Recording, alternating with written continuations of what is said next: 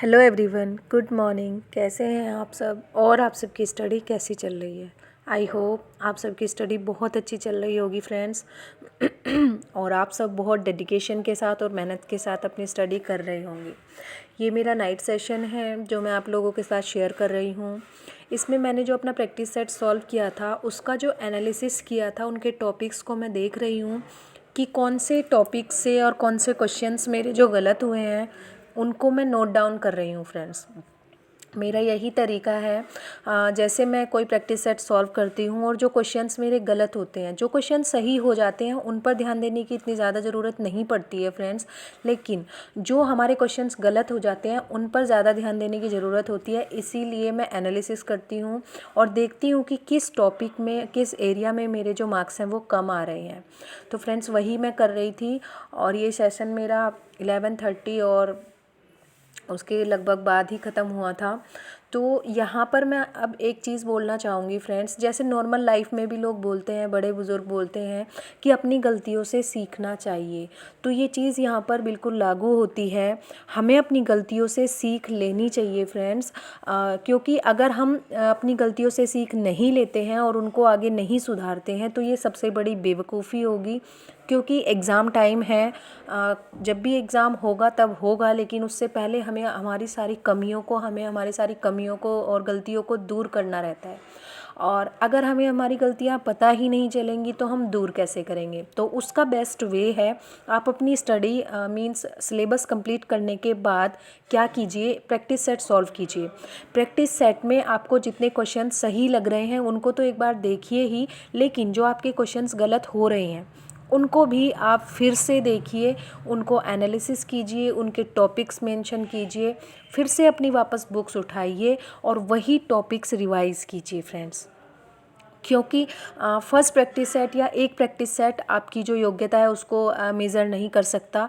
सारे एस्पेक्ट उसमें नहीं मिले होते हैं। लेकिन अगर आप उसकी गलतियों को दूर नहीं करेंगे तो नेक्स्ट प्रैक्टिस सेट में आपके और भी कम नंबर आएंगे फ्रेंड्स, ये गारंटी है। एक दो हो सकता है अलग आए, लेकिन जब तक हम हमारी कमियों को दूर नहीं करेंगे तो हमारे मार्क्स जो हैं वो नहीं बढ़ेंगे। अब बहुत से बोल रहे हैं कमेंट सेक्शन में कि हमारे तो 60 से ऊपर ही नहीं आते हैं इस प्रैक्टिस सेट में, या फिर 80 तक ही रह जाते हैं, आपको 93 कैसे मिले। अब मुझे नहीं पता, मैंने सॉल्व किया और एक बिल्कुल ऑनेस्ट रिव्यू आपके साथ शेयर किया है फ्रेंड्स। मुझे 93 मार्क्स मिले हैं फर्स्ट प्रैक्टिस सेट में, और इवन मुझे वो कम लगे क्योंकि एसके अरोरा की बुक में मुझे 106 107 तक नंबर मिल रहे थे। तो मुझे ये बहुत ही कम लगे और मुझे लगा कि मेरी प्रिपरेशन बहुत कम है, इसीलिए मैं और ज़्यादा अब ट्राई कर रही हूँ। और सेकंड प्रैक्टिस सेट भी मैं सॉल्व कर चुकी हूँ, उसका एनालिसिस मैं जल्दी ही आप लोगों के साथ शेयर करती हूँ फ्रेंड्स। और इनको शेयर करने का पर्पस मैं ये नहीं दिखाना चाहती हूँ कि मैं आप लोगों से ज़्यादा मार्क्स लेकर आ सकती हूँ, आपके कम आ रहे हैं, या फिर आपके ज़्यादा आ रहे हैं मेरे कम आ रहे हैं। मेरा पर्पस केवल इतना है कि मैं अपनी जो स्टडी है वो किस तरीके से करती हूँ, मैं अपने जो प्रैक्टिस सेट है उनको सॉल्व करने के बाद का प्रोसेस क्या होता है, किस तरीके से एनालिसिस करती हूँ और किस तरीके से। अब ये देखिए, ये प्रैक्टिस सेट मैंने पूरा एनालिसिस कर लिया है, सारे टॉपिक्स मेंशन कर लिए हैं, और जो क्वेश्चंस रॉन्ग थे या मुझे लगा कि मेरे लिए नए थे, मुझे कहीं और नहीं मिलेंगे, उनको मैंने नोट डाउन कर लिया है फ्रेंड्स। और ये बेस्ट वे है कि आपके लिए जो नए क्वेश्चंस होते हैं, और जैसे मैंने आपको बताया था हिस्ट्री ऑफ इंग्लिश लिटरेचर के बहुत सारे क्वेश्चंस बहुत डीप इन्होंने पूछे हैं। तो ये हिस्ट्री ऑफ इंग्लिश लिटरेचर के 4 से 5 क्वेश्चन एक प्रैक्टिस सेट में हम लोगों को मिल जाएंगे। और वैसे ही अगले प्रैक्टिस सेट में तो हमारे पास कुछ क्वेश्चंस नए हो जाएंगे। तो जब भी हम रिवीजन करेंगे एग्ज़ाम से पहले तो इन क्वेश्चंस को हम एक बार रिवाइज़ कर लेंगे, तो हमारे माइंड में रिकॉल हो जाएगा कि हाँ, ये हमने प्रैक्टिस सेट में सॉल्व किए थे, इस तरीके के क्वेश्चंस भी एग्ज़ाम में आ सकते हैं फ्रेंड्स। दूसरी बात वोकैब की। वोकैब कितना भी कर लो, पॉसिबल ही नहीं है कि हम पूरा का पूरा वोकैब लर्न कर ले, लेकिन इसका मतलब ये नहीं है कि हम उसको बिल्कुल छोड़ ही दें। हमें प्रैक्टिस करनी है और वोकैब को कवर करने का बेस्ट वे है 1 से 1.5 घंटा हमें डेली वोकैब को देना है। भले ही वो वन वर्ड सब्सटीट्यूशन हो या मिसस्पेल्ड वर्ड्स हों या कुछ भी। और इसीलिए मैं यहाँ पर ये सेशन करने के बाद मिस स्पेल्ड वर्ड के जो क्वेश्चंस हैं यूथ पब्लिकेशन से, उनको सॉल्व कर रही हूँ। और यहाँ पर अभी आप लोग देखना, जो टाइम हुआ है वो हुआ है 11:22, और हाफ़ एन आवर मैंने ये क्वेश्चंस देखे हैं, तो 12 तक मेरा यहाँ पर टाइम कंप्लीट हुआ। और उसके बाद मैंने ट्राई किया है सुबह में 4:30 उठकर अपनी स्टडी को स्टार्ट करने का। और अब मैं डेली कोशिश कर रही हूँ एक एक दिन कि मैं थोड़ा जल्दी उठूँ और अपनी स्टडी सुबह में ही थोड़ा बहुत कंप्लीट कर लूँ, क्योंकि सुबह में बहुत अच्छा माइंड रिफ़्रेश रहता है और अपनी स्टडी हम बहुत अच्छे तरीके से कर सकते हैं फ्रेंड्स। और ये देखिए बाहर आप व्यू देख सकते हैं, अभी भी अंधेरा है, कोई अभी नहीं उठा है, तो इसीलिए बिल्कुल खाली आप लोगों को दिखाई दे रहा होगा यहाँ पर। और इस समय पढ़ने के बाद मुझे फ़ील हुआ, मैंने 2 घंटे की स्टडी की और उस 2 घंटे में मैंने हिस्ट्री ऑफ इंग्लिश लिटरेचर को रिवाइज़ किया friends. History of English literature एक बोरिंग सब्जेक्ट है, लेकिन उसको पढ़ने के बाद 2 घंटे पढ़ने के बाद मुझे काफ़ी कुछ क्लियर हुआ उसका। और उठने के बाद मैंने पहले गर्म पानी कर लिया अपने लिए 1 गिलास और अपनी स्टडी स्टार्ट कर दी फ्रेंड्स। ये देखिए, और यहाँ पर एस.के. अरोरा से मैं पढ़ रही हूँ।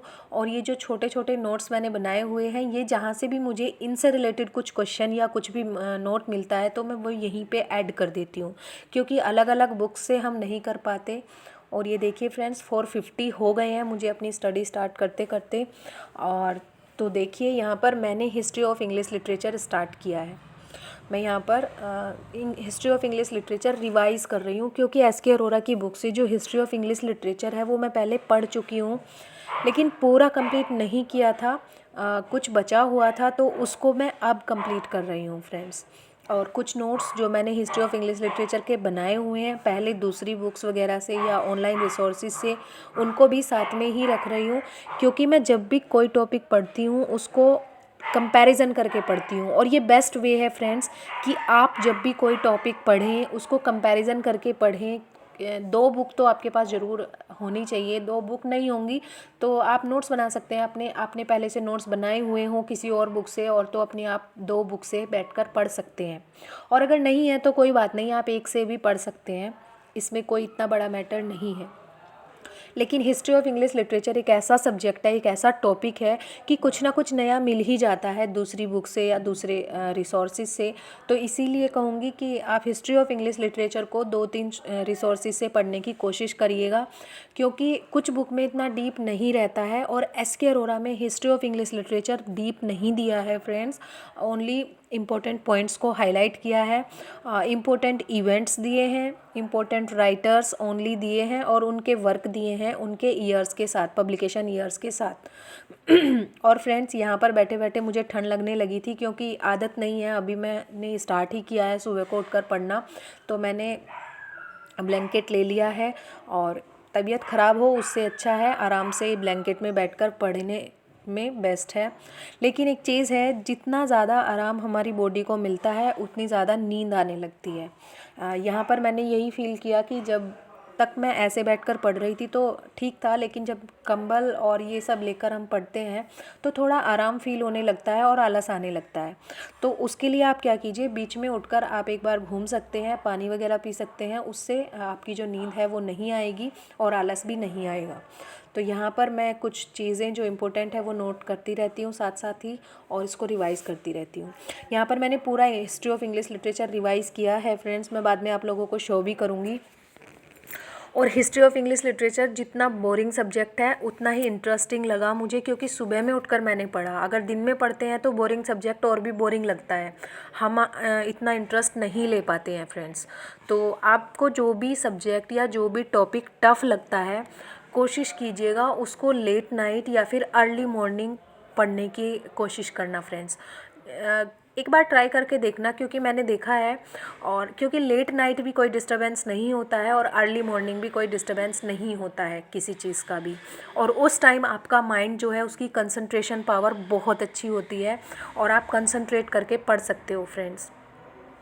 तो बस यही है, अपनी स्ट्रेटजी और अपनी टिप्स इसीलिए शेयर करती हूँ फ्रेंड्स, ताकि किसी को हेल्प मिल सके, और अपनी स्टडी इसीलिए शो करती हूँ कि आप लोगों को भी हेल्प मिल जाए कि किस तरीके से मैं अपनी स्टडी करती हूँ। और ये देखिए, ये कंप्लीट टॉपिक मैंने कर लिया है फ्रेंड्स।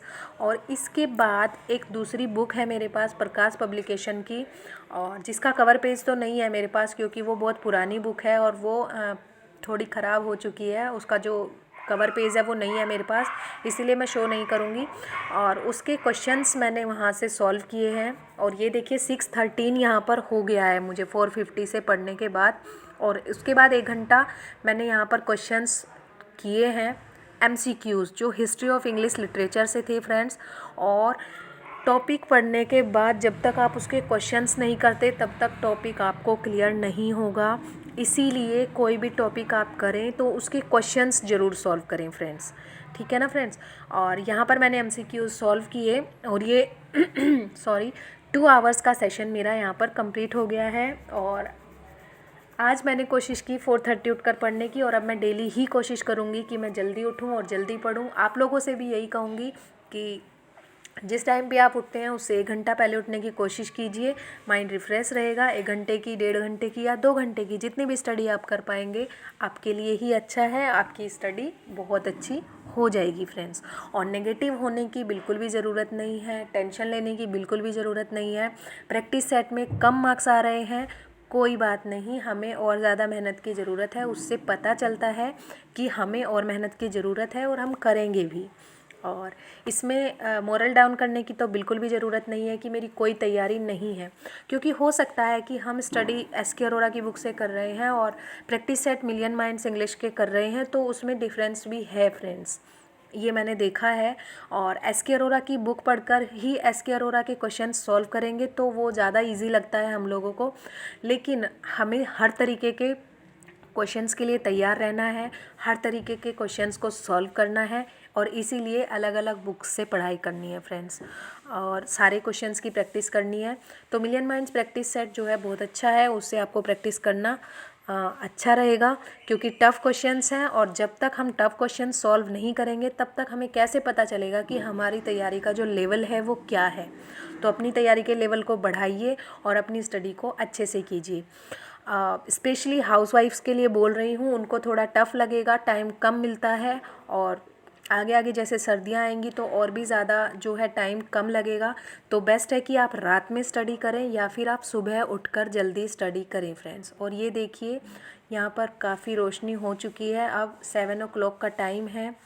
धूप तो नहीं निकली है क्योंकि अभी धूप थोड़ी लेट निकलती है, सर्दी का टाइम है और धूप थोड़ी लेट निकलेगी, लेकिन रोशनी हो चुकी है फ्रेंड्स। और यहाँ से मेरा जो डेली रूटीन है वो शुरू हो जाएगा। यहाँ तक मैंने 2 घंटे की स्टडी कर ली है फ्रेंड्स, और ये 2 घंटे की स्टडी करने के बाद काफ़ी कुछ पॉजिटिव फील हो रहा है। तो चलिए फ्रेंड्स, गुड मॉर्निंग एवरीवन, क्योंकि यहाँ पर गुड मॉर्निंग हो चुकी है। और तो चलिए फ्रेंड्स, ये थी मेरी आज की वीडियो। आई होप इस वीडियो ने आप लोगों को बोर नहीं किया होगा, और अगर बोर किया होगा तो आप स्किप करके देख लीजिएगा। और ये मैं लास्ट में बोल रही हूँ, पता नहीं आप लोग कब देखेंगे। और ये देखिए रोशनी हो चुकी है, गुड मॉर्निंग हो चुकी है और एक नई शुरुआत हो चुकी है। Thank you so much and best of luck for your preparation.